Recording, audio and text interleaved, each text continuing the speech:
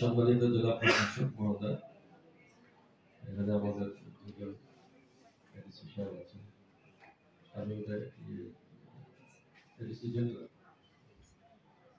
আমাদের ওসি সাহেব আছে, বিভিন্ন রাজনৈতিক দলের সম্মানিত, বিশেষ করে আমাদের অটো বাইক মালিক শ্রমিক যারা আছে, তার সঙ্গে যারা শ্রমিক সংগঠনের নেতা গোবিন্দ ভাই আছেন, আসসালামু আলাইকুম। অনেকক্ষণ আলোচনা হচ্ছে, আসলে আজকে এই আলোচনা যে হচ্ছে তা আমাদের পৌরসভা কর্মকর্তা আলোচনার বেশ কিছু আমাদের 5ই আগস্টের পরের দিন থেকেই আলোচনাটা, তার আগেও আমাকে বিভিন্ন সময়ে অটো বাইক মালিক শ্রমিক যাদের সঙ্গে পথে পথে দেখা হচ্ছে, তারা আমাদের বলেছেন যে এই সমস্ত চলছে 40 টাকা 45 টাকা 35 টাকা, এই সমস্ত আমাদের তো আসলে কিছু করার তখন ছিল না। 5ই আগস্টের পরে একটা রেলওয়ে গেট একটা অটো শ্রমিকদের একটা সভা হয়, বেশ বড় ধরনের একটা সমাবেশ। আমি ওই সমাবেশে যাই, তখন তারা একেবারে সমস্যারে এই কথাগুলো বলে। অনেক বড় সমাবেশ ছিল, সেখানে আমি বলি যে এটা যতটা সম্ভব আলোচনা করে কমানো যাবে। তখন কে যেন প্রশাসক ছিলেন আমার মনে নেই, খুবই তখন একটা উত্তপ্ত পরিবেশ, তো কেবলই 5ই আগস্ট গেছে।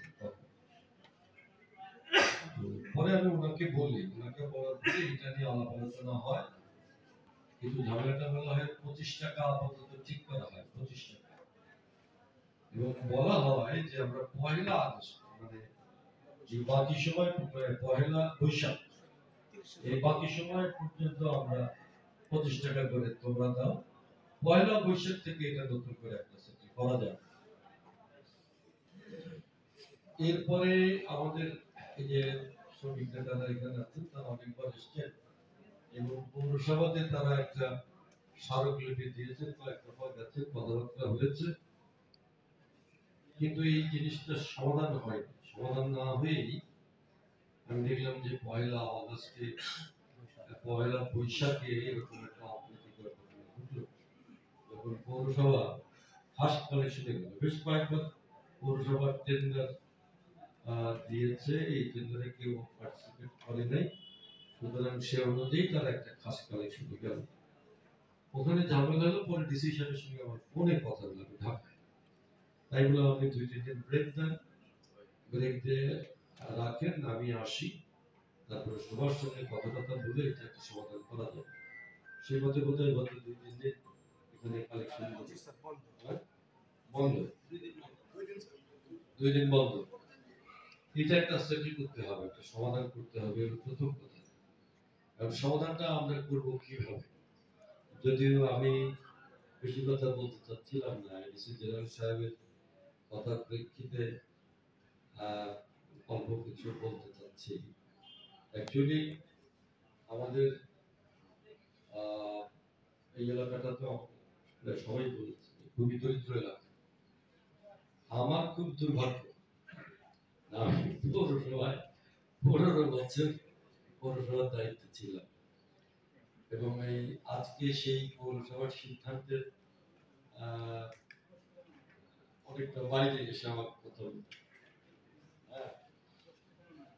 আমাদের ডিসি সাহেব বলছিলেন যে আপনার সেই প্রথম দিনের প্রেম এখন তো আর দেখা যাচ্ছে না, আপনি কেন পৌরসভায় বাইরে কথা বলছেন?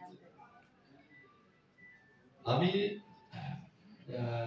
1979 সালে 89-এ প্রথম পৌরসভা চেয়ারম্যান, 89-এ হই, 87 এবং 88-এর আপনাদের এখানে যারা আছেন সবাই জানেন যে রাজবাড়ীতে ভয়াবহ বন্যা, এবং সেই বন্যায় গোটা শহর তলায় যায়, এবং ফলে এখানে কোনো রাস্তাঘাট কিছু ছিল না, 2-একটা তখন এমনি রাস্তাঘাট ছিল না, একদম 2-একটা যাও ছিল একদম ওয়াশ আউট, ভেঙে চলে যায়। শহরের কোন ইলেকট্রিক পোস্টে একটা আলো জ্বলতো না। শহরের এই মেইন রোডের একটা 14 ফিট চওড়া একটা রাস্তা ছিল, একটা 80 ফিটের রাস্তা, দুই পাশে গভীর খাপ ছিল, ছাপড়ার শহর ছিল। আমার ওই মানে কেবল যৌবন সময় আমি আমার মনের মাধুরী দিয়ে সময় কাজ করার চেষ্টা করেছি। যা হোক, তখন কিন্তু আমি বরাবরই একটা জিনিসের দিকে খেয়াল রাখার চেষ্টা করেছি যে দরিদ্র মানুষ যারা, গরিব মানুষ যারা, আমাদের কোন সিদ্ধান্তের কারণে তারা যেন কষ্টের শিকার। এবং এখানে তখন অটো ছিল না, রিক্সা ছিল, বাজার মজদুর ছিল, বিভিন্ন শ্রমিকরা ছিল। তাদের সঙ্গে কিন্তু তাদের সুখে দুঃখে থাকার কারণেই তাদের সঙ্গে আমার একটা নিবিড়তা গড়ে ওঠে। আমার সঙ্গে আমি মনে করি সেই নিবিড়তা এখনো আছে। কোন আইনের অজুহাতে, কোন আইনের দোহাই আমরা যেন গরিব মানুষের উপরে চড়াও না, এটা একটা খুব মূল বিষয়, একেবারে ফান্ডামেন্টাল বিষয়, একটা মৌলিক বিষয়, যে কোন কিছুর বরাদ দিয়ে যদি আমরা গরিবের উপর চড়াও না। নাম্বার 1। নাম্বার 2 হচ্ছে 5ই আগস্টের আগে এখানে অনেক কিছু হয়েছে, বহুদিন পরে, বহুকাল পরে আমি জেলা প্রশাসক সাহেবের এই কনফারেন্স রুমে এসেছি। যেমন 18 সালের নির্বাচনের যখন একটা আইন শৃঙ্খলা কমিটির মিটিং হয়, তখন আমি খুব অল্প সময়ের জন্য এসেছিলাম। তাছাড়া কিন্তু দীর্ঘ সময় কিন্তু আমাদের কি অবস্থা ছিল আপনারা জানেন। একই রকম ভাবে এখানে সাধারণ মানুষের উপরে নিপীড়ন হয়েছে, এটা আপনারা যারা প্রশাসনে আছেন তাদেরকে এটা নীতিগত ভাবে মানতে হবে। গত 17 বছর শেখ হাসিনার শাসনামলে এখানে শুধু রাজনৈতিক নেতা কর্মীরা যে এখানে নিপীড়নের শিকার হচ্ছে তা না, এখানে ছোটখাটো বেশি চায়ের দোকানদার থেকে শুরু করে এখানে এই যে অটো বাইক মালিক, রিক্সাওয়ালা, প্রত্যেককেই কিন্তু নানা ধরনের নির্যাতনের শিকার হতে হচ্ছে। সেই জিনিসটা আপনি যদি কনসিডারেশনে না নেন, আপনার বিবেচনার মধ্যে না আনেন, তাহলে আমার মনে হয় 5ই আগস্টের স্পিরিটটা আমরা ভুলে যাব। সেজন্য আমি বলছি যে পৌরসভার যে সমস্ত সমস্যা আছে এইগুলো নিয়ে আমি প্রশাসক সাহেবকে অনুরোধ জানাবো, ডিসি সাহেবকে বিশেষভাবে বলতে চাই, শহরের অবস্থা খুব খারাপ। আমাদের একজন বলেছেন একেবারে শহরের নাগরিক সুবিধা নাই। এগুলো নিয়ে যদি একসময় একটা বৈঠক করতে চান, নাগরিকদের কথা আপনাদের শোনা উচিত, নাগরিকরা কি ভাবছে সেটা আপনাদের জানা উচিত, এবং সেটা জানার জন্য তাদের সঙ্গে আমার মনে হয় আপনাদের কথা বলা উচিত। এখন এই অটোওয়ালাদের ব্যাপারে তাদের একটা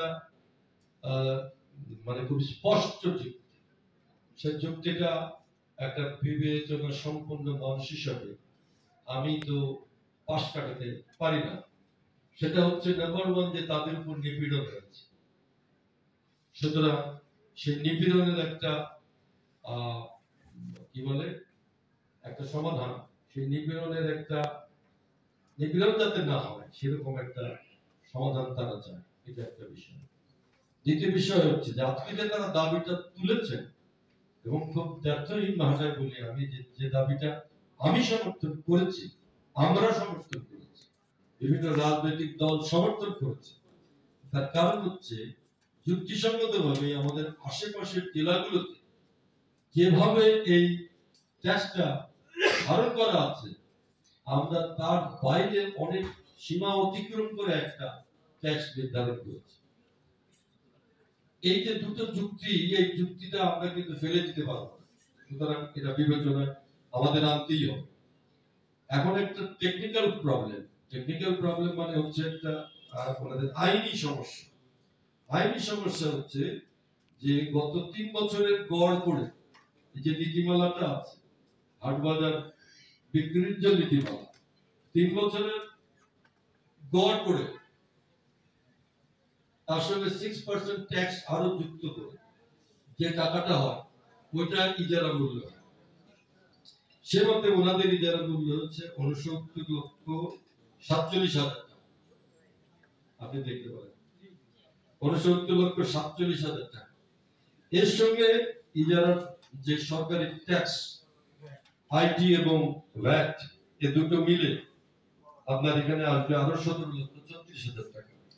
এ দুটো মিলে 86,83,000 টাকা হয়। 86,00,000 আপনি যদি যে নিট টাকা এবং এটা দেখেন যে 1,76,000 টাকা, এটা আর এটা যদি যোগ করেন তাহলে এটা হবে 83,83,000 টাকা, 87,00,000 টাকা ধরে, তাই না? আপনাদের বারটা হচ্ছে যে আপনাদের এই টাকাটা কালেকশন হতেই হবে সরকারি নিয়ম অনুযায়ী, হাট বাজার বিক্রির নীতিমালা অনুযায়ী, না হলে এডিসি জেনারেল সাহেব বললেন যে আমার চাকরি থাকবে না। কথা হচ্ছে আমার এই ক্ষেত্রে আমার কথা হচ্ছে আপনারা এই টাকা পেলে খুশি, তাই তো? এর বাইরে তো আপনারা টাকা চাচ্ছেন না। আপনারা যদি এই নীতিমালার ভিত্তিতে টাকাটা পান তা আপনার চাকরি হচ্ছে, এই তো কথা। আমি এটা নিয়ে আমি 1 মিনিট কথা বলি। প্রথম কথা হচ্ছে আমি তো এইগুলো মানে 15 বছরে অন্তত 15 বার হাট বাজার ইজারা দিয়েছি। কেমন? এই হাট বাজারটা কিন্তু একটা ইউনিট, রাজবাড়ি বাজার। রাজবাড়ি বাজার আমি যখন চেয়ারম্যান ছিলাম, আগে তো চেয়ারম্যান বলতো, যখন চেয়ারম্যান ছিলাম তখন এটা একটা ইউনিট ছিল। প্রথম 2 বছর একটা ইউনিট হলো একটা সিন্ডিকেট তৈরি। প্রথম কিন্তু আমি এইটা মহল ভাগ করি, যে এখন যেটা আপনারা বলছেন 31টা মহল, ছোট ছোট ধান বাজার, চাল বাজার, মাছ বাজার, তাই না? এই ছোট ছোট ছোট ছোট মহলে আমি ভাগ করি দুটো কারণে। প্রথমত আমাদের বিজনেস কমিউনিটি যারা আছে, যারা অল্প পুঁজির মালিক, তারাও যাতে মানে ওই যে আপনার একটা থাকার কারণে কিন্তু অল্প কিছু লোক এটা এনজয় করে, অল্প কিছু লোক যাদের টাকা আছে মোটা, তারা এইটা হাট বাজারটা নিত। আর যখনই আমি এটা ভাগ করে দিলাম তখন অল্প পুঁজির মালিকরাও কিন্তু এই টেন্ডারে পার্টিসিপেট করবে। ফলে বিজনেস কমিটির মধ্যে একটা বড় অংশ, অন্তত ধরেন 31 জন ব্যবসায়ী এখানে কিন্তু এটা মানে করতে পারত, হাট বাজারটা নিতে পারত, তারা এখান থেকে লাভ করতে পারত। এটা কিন্তু ইন্টারনাল অ্যারেঞ্জমেন্ট, পৌরসভার অভ্যন্তরীণ একটা আয়োজন। কিন্তু হাট বাজারের নীতিমালায় আপনি পাবেন না কোথাও যে মহল নীতিমালা আছে, নাই, আছে হাট বাজার নীতিমালা। মহলটা আমাদের অভ্যন্তরীণ একটা আয়োজন, আমাদের আয় বাড়ানোর জন্য। হাট বাজার নীতিমালা অনুযায়ী রাজবাড়ী হাট বাজার কিন্তু একটা হাট বাজার। আপনি বলেন যে আমাদের পাশে বহরপুর, এটা কি মহল করে ইজারা দিচ্ছে? না, একটা বাড়িবহর, খানকালাপুর, আশেপাশে যত হাট আছে আপনি ডিওর সাহেবকে জিজ্ঞেস করেন, উনি বলবেন একটা হাট হিসাবে ইজারা দিচ্ছে। আমরা শুধু রাজবাড়ী পৌরসভায় মহল হিসাবে দিচ্ছি, এটা আমাদের একটা অভ্যন্তরীণ আয়োজন, কিন্তু ইউনিট কিন্তু একটা হাট বাজার। সেই বিবেচনায় আমি বলবো যে আপনাদের এটা মহল হিসেবে দেখলেও যদি একটা ইউনিট ধরেন, তাহলে আপনাদের যদি 10 টাকা করে ধরেন, তাহলে আপনাদের গতবার যে দামে বিক্রি করেছে 10 টাকা করে ধরলেও তার চেয়ে বেশি লাভ আপনাদের হবে, অতিরিক্ত মূল্য হবে। আমি হিসাব করে আপনাদের আমি ওনাকে একটু বলছি, দেখাতে পারবো। সেটা একটা বিষয়। আরেকটা ব্যাপার হলো যে আমি যেটা জানি, আপনি একমত হবেন কিনা, যে আমি একটা বাজার ইজারা দিলাম, 1 বার 2 বার 3 বার কেউ আসছে না, কি করতে হবে? তখন আপনি দুটো পথে যেতে পারেন। একটা আপনি খাস কালেকশনে যেতে পারেন, আর আপনার যদি ম্যান পাওয়ার না থাকে আপনি কি করবেন? চতুর্থ বারে আপনি যাকে দিবেন, যে লোয়েস্ট হবে, যত লোয়েস্ট হোক আপনি বাইরে দিলেন তাকে দিয়ে দিতে পারেন। কি কারণ? যে কোনো ব্যবসা সবসময় কি একই রকম থাকবে, বা একটা ব্যবসায় যে উন্নতি হতেই থাকবে এই বছর আপনার যেরকম হচ্ছে আর এক বছর কিন্তু খারাপ হতে পারে।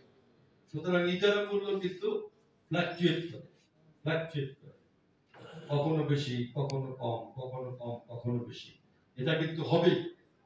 সুতরাং আমরা যেটা করতাম, 3 বার দেওয়ার পরে যখন হতো না, তখন আমরা সর্বনিম্ন দরদাতা যে আছে তাকে আমরা দিয়ে দিতাম এবং গভর্নমেন্টকে আমরা জানিয়ে দিতাম এই কারণে। সেই কারণে কিন্তু আমি কোনোদিন অডিট আপত্তি খাই নাই, বা আমারও তো একটু চাকরির মতোই পৌরসভার মেয়রগিরি করছি, আমারও চাকরি যায় নাই, বুঝতে পারছেন? সুতরাং আমার মনে হয় যে এগুলো একটু বিবেচনা আনা দরকার। তারপরেও যাই হোক, আমার শেষ কথা হচ্ছে ডিসি সাহেবের শোনার দরকার।